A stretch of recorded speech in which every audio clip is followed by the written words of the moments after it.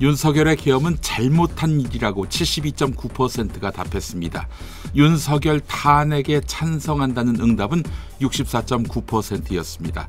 동아시아연구원이 한국리서치에 의뢰해서 1월 22일과 23일 전국 성인 1,514명에게 웹조사 방식으로 물은 결과입니다. 응답률은 20%였습니다.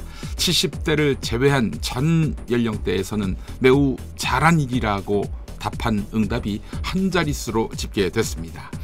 국민의힘이 매우 싫다라고 응답한 민주당 지지자는 69%, 민주당이 매우 싫다라고 답한 국민의힘 지지자는 58.8%였습니다. 2021년에는 국민의힘이 싫다고 답한 민주당 지지자가 40.8%, 민주당이 싫다라고 답한 국민의힘 지지자는 50.5%였습니다.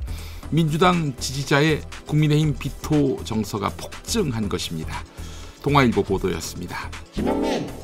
윤석열을 옹호하는 강성 보수층의 목소리가 탄핵 이후 커지고 있지만 침묵하는 다수의 온건 보수층은 윤석열을 부정적으로 평가하고 있는 것으로 나타났습니다. 같은 조사 결과인데 중앙일보는 여기에 포커싱했습니다.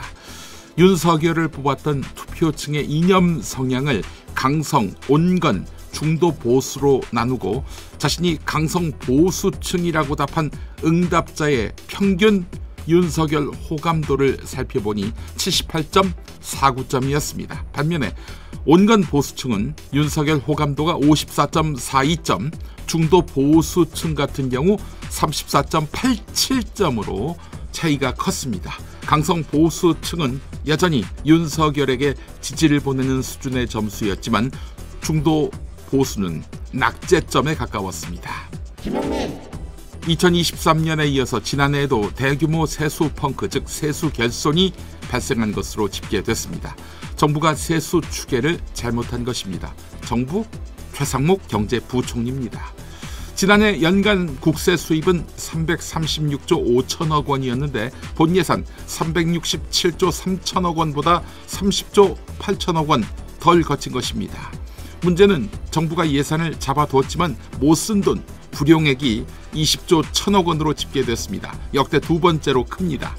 가뜩이나 긴축 예산을 편성한 상태에서 지방자치단체에 지급해야 할 돈을 삭감하고 이미 잡혀있는 예산까지 사용하지 않으면서 경기 부진에 대응해야 할 정부의 역할이 한층 위축될 수밖에 없었던 것이지요.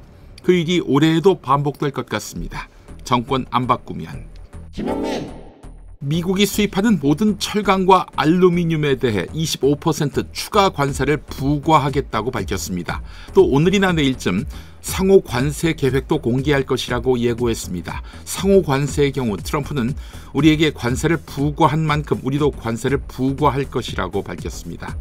철강 부분 추가 관세는 수출 감소를 각오해야 할 것으로 보입니다. 특히 한국이 저가 중국제 열연 강판을 수입 가공해서 우회 수출한다는 미국 상무부 주장에 대해서는 철저한 대비가 필요할 것 같습니다. 최근 미국 무역대표부가 한국과 EU의 미국 빅테크 규제를 용납 못한다 이렇게 발표한 바도 있습니다. 과거 권력자 수사는 검찰 또는 검사가 주축이 된 특별검사가 주로 맡았지만 이번엔 검찰, 경찰, 고위공직자 범죄수사처가 제각각 뛰어들어 경쟁을 벌였습니다. 많이들 이상했을 것입니다. 원인은 문재인 정부와 민주당이 검찰개혁을 앞세워서 밀어붙인 수사권 개혁의 결과입니다. 내란죄 수사권은 명시적으로 경찰에 부여됐습니다. 그런데 검찰과 공수처는 관련 범죄라는 논리로 수사에 착수했는데요. 검찰총장 출신인 윤석열은 법기술자답게 이런 허점을 집요하게 파고들었습니다. 이런 문제들은 수사권 개혁 과정에서 이미 수없이 지적, 경고됐지만 정치권은 귀를 막았던 것이었습니다. 손 봐야 합니다. 서울 서부지법 난동 사태 배후로 지목돼 경찰의 수사를 받고 있는 전광훈이 2023년에도 불법 폭력 시위의 배후로 지목돼 1심에서 유죄 선고를 받은 것으로 확인됐습니다. 당시 판결문에 적힌 양상은 서부지법 난입 난동 사태와 꼭 닮았습니다. 전광훈은 당시 청와대 침탈 행위에 직접 가담하지는 않았지만 법원은 집회 참가자들을 선동하고 공모했다라며 전광훈을 배후로 인정했습니다. 징역 1년 6개월에 집행유예 3년, 벌금 450만 원을 선고했는데요.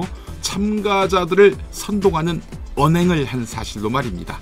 자, 그래서 이번 서부지법 난동 사태 관련해서 구속 가능성이 높아 보입니다.